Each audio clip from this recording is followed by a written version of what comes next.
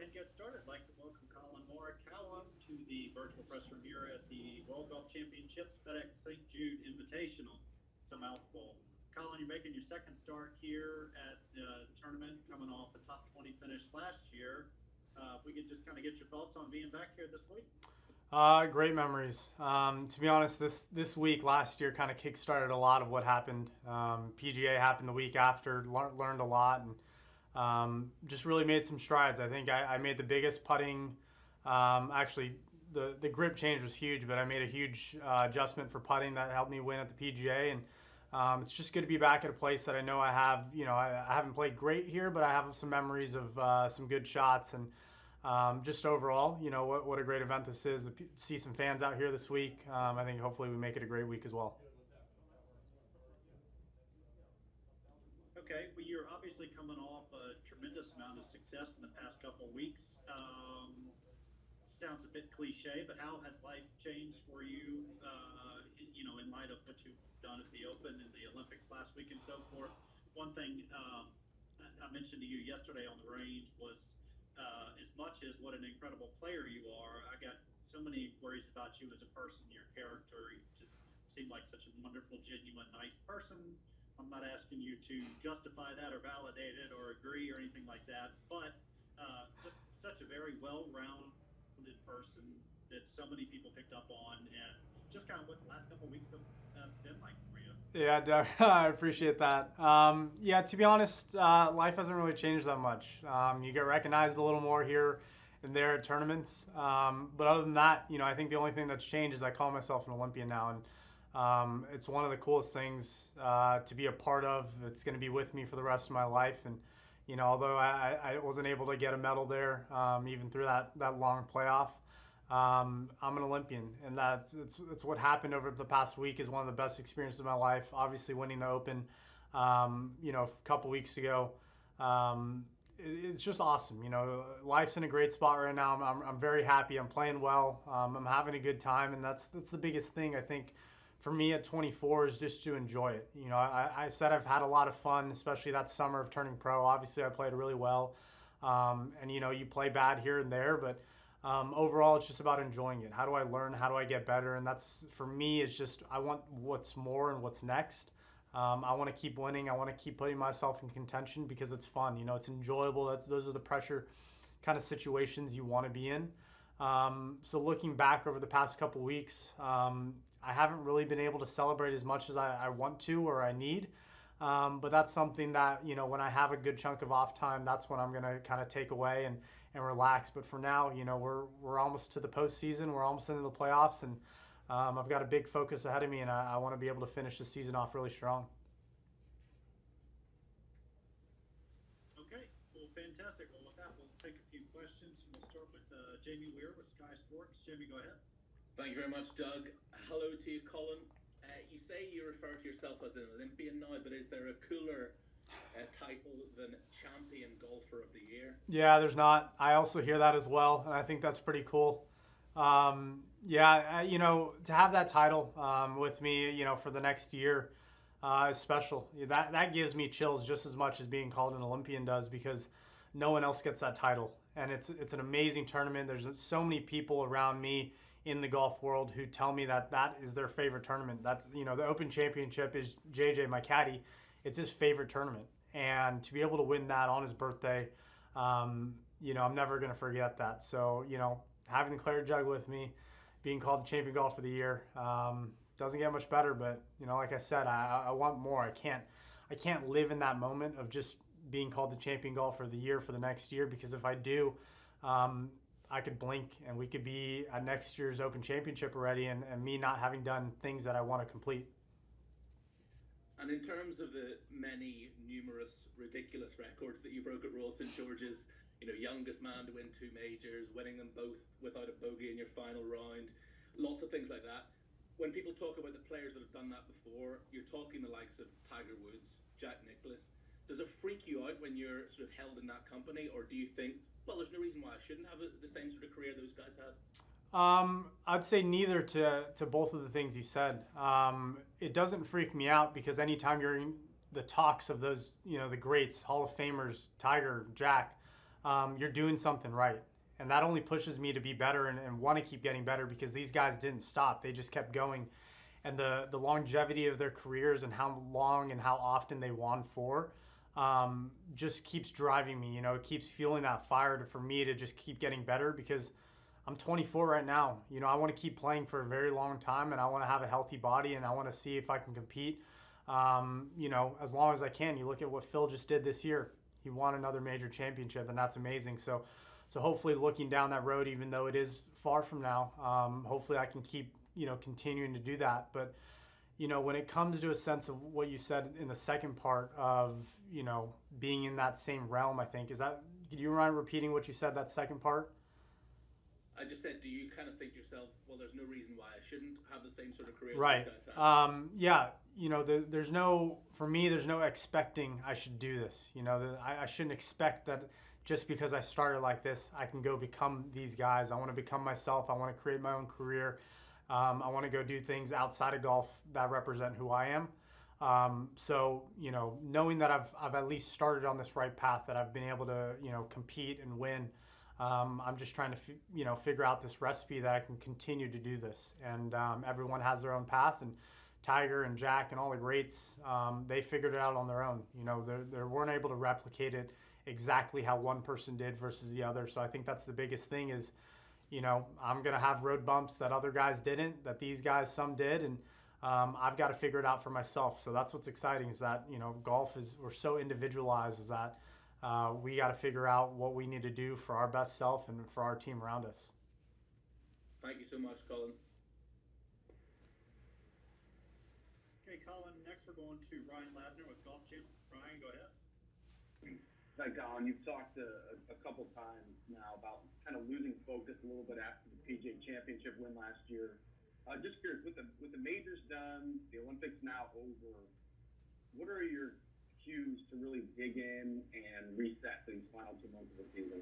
Yeah, I think how I played last week at the Olympics really showed that it was a full reset. I could have, you know, packed my bags in, you know, after that first couple days and been, you know, whatever 20 something in the field, and even going that last day. But I really fought. I thought I was grinding, and that's what I didn't have after the PGA win. You know, I wasn't grinding as much because I just kind of had standards that I thought, you know, I'd start playing better just because I won a major, and that doesn't happen like that. And that's the biggest thing, is that I think the Olympics really pushed me over that edge to really just keep grinding it out.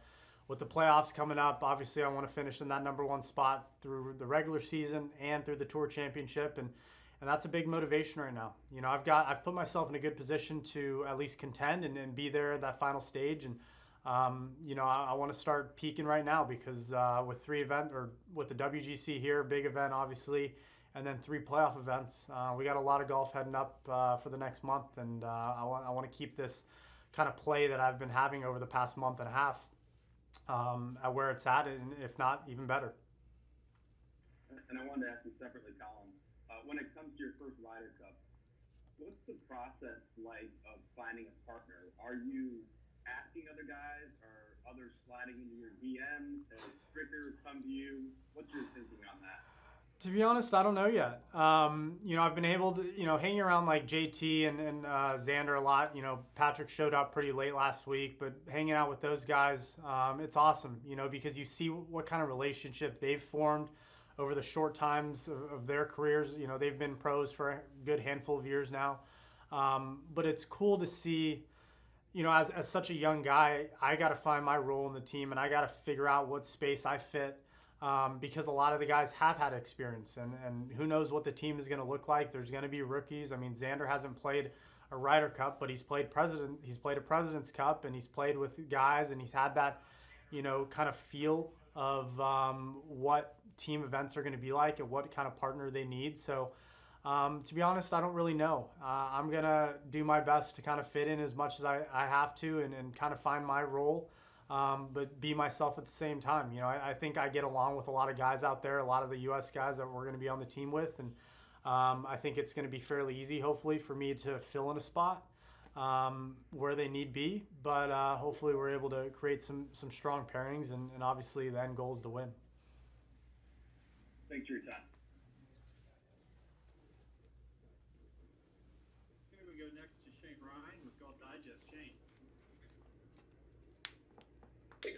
I actually had a Ryder Cup question as well. I was just going to ask you what you think of team golf, whether you like it. I was looking at your Walker Cup record. Obviously, you were pretty close to perfect that week.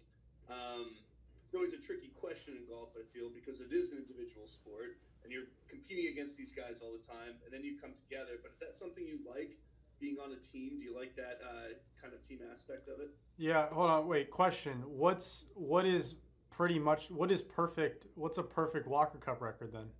Well, you would have had to have gone 10-9 in every single match for me to say Oh, perfect. okay. I'm Wow. kidding. Wow. Okay. You know what? Okay. Wow. I see what standards the media is putting on us now. Okay. That's fair. I love team golf. It's something that we don't get enough. And when we do get it, when you get a Ryder Cup, when you get a President's Cup, when even 4 guys on the Olympic team and you have the 4 women for the U.S. team, it just brings together all of our minds together, and you just enjoy it so much more because you all want everyone to play well. Olympics slightly different. I want the U.S. team to play well, but I'm trying to beat them as well. When it comes to the Walker Cup that I've been able to play, the Palmer Cups I've played, and then now the Ryder Cup hopefully and all that. It just puts everyone together. I think everyone goes from wanting to beat everyone else to just beating the other team.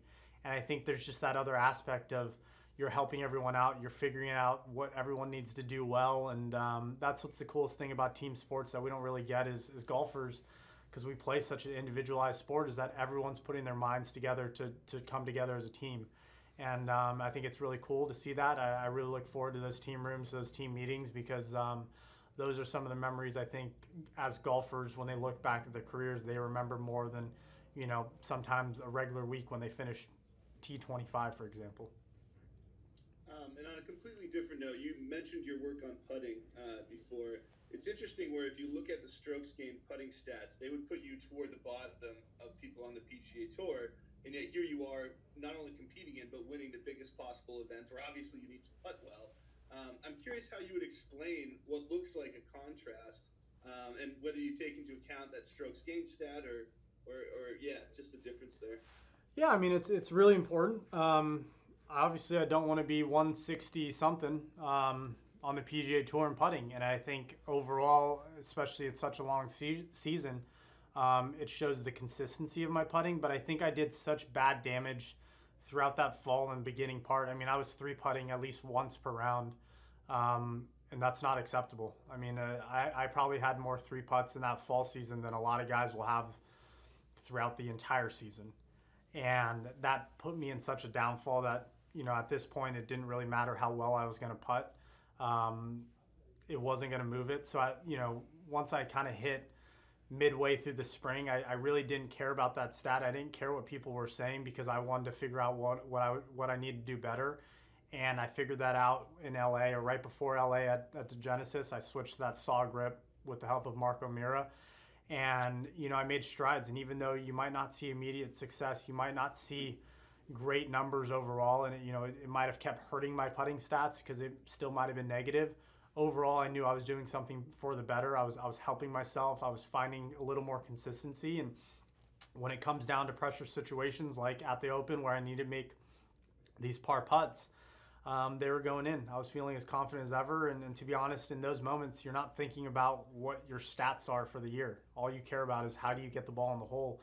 And, I've been able to show that during some of those times we've been able to come through. So to be honest, hopefully we can get off to a better start next season. But in the end of things, I know I'm working in the right direction. And for me, that's a positive.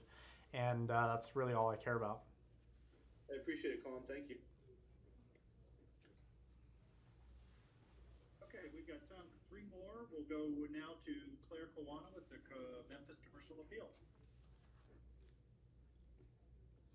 Hi, I read a little bit about the growth mentality and mindset your instructor instilled in you back in California. Can you elaborate on how you keep that strong mental game and how it's helped you with your success this past season? Yeah, Rick's been awesome. And, golf is such a huge mental aspect of what we do. It's not just hitting a golf ball in the hole. There's tough things, and I think it's a huge topic, especially now with being mentally healthy, because Rory touched up on it in the Olympics, is that it is a part of who we are. You know, if you're not mentally ready and you're not mentally fit, it's going to be tough to go out there and compete, especially when you have a bunch of fans, people rooting you on, people expecting something out of you.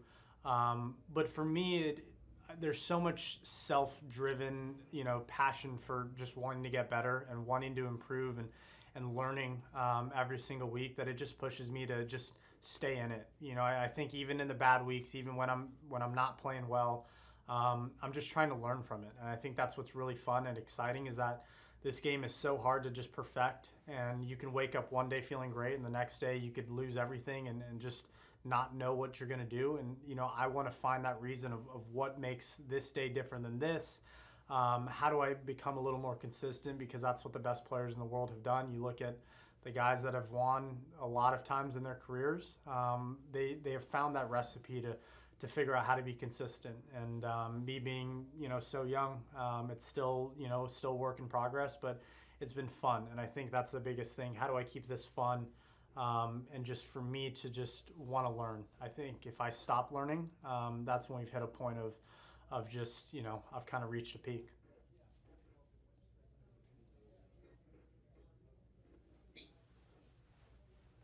Okay, down to two. We go next with ESPN. Bob. Hey, thanks, Collin. JT put on social media the other day the actual mileage he's traveled the last month or so. And when you look at those numbers, it is pretty eye-opening when you think about it. I'm just curious if you have looked at that the same way. And, you know, Scotland, obviously, down to the Open, home, Tokyo, now here. And just how draining has it been? I mean, how difficult is it? And obviously, you know, you've got three pretty big ones, you know, 2 weeks hence. Yeah, after seeing that post and seeing how many miles we've gone across the world, it's a lot. You know, I've done the same exact schedule, and it's tough, but, you know, this is what we do. This is our job, in a sense, even though we love it so much, is that, you know, it takes a toll on your body. I think I've done a great job throughout the Scottish, the Open, the week off, to get as much rest as I can. I'm not a grinder. You're not going to see me out there Wednesday this afternoon, out there until 5 p.m. You know, I'm going to do my extra little practice. You know, I finish my program early, do a little more practice, get some rest. But the biggest thing is that during those off weeks is taking enough time off. Normally when I've come back from Asia, I feel absolutely drained. I feel dead, but it's because I haven't had a tournament. But so far, you know, knock on wood, that I've slept great the past 2 days, even coming back from Tokyo, you know, I think it's a 14-hour time difference. I've still slept really good. I've gotten my rest and I feel great. But I think it's because I know that I'm here to win. You know, I'm here to compete. I'm not here just to tack it onto my career and say I've competed in another WGC. You know, I want to bring everything I have. I want to bring what I've brought the past kind of month and a half of golf here this week to Memphis. And I think looking at the playoffs, I'm going to really have to get a lot of rest, to take, you know, my clubs away, put them aside next week for a little bit, and just know that I've got 3 grueling weeks to grind it out, because everyone wants to win that FedEx Cup. And, you know, I'm going to have to figure out how do I kind of divvy up the weeks of Northern Trust to BMW to the Tour Championship rest-wise, because, you know, you burn out too quickly at the BMW, you show up at the Tour Championship when everything really counts, and you know, you don't want to do that. So I've got to figure out a good way for a 3-week stretch to peak, especially at that Tour Championship. Appreciate it. Thank you. Thanks. All right, one last question. Who better to bring it home than Steve DeMaglio with USA Today? Yeah, forget the introduction. But anyway, I wanted to go back to the Ryder Cup again, Collin. Obviously, we've seen you handle yourself extremely well on the biggest stages in golf. But have you given any thought to what your first tee shot is going to feel like at the Ryder Cup?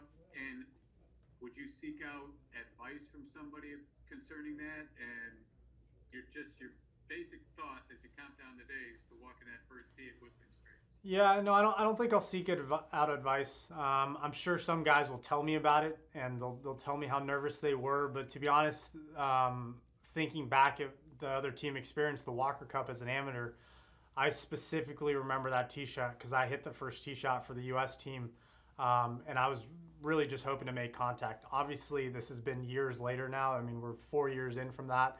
I've done a lot more. I've played professional golf, but the Ryder Cup just brings something different. And when you play for your team, like I did for the first time last week, there's just that extra sense of pride.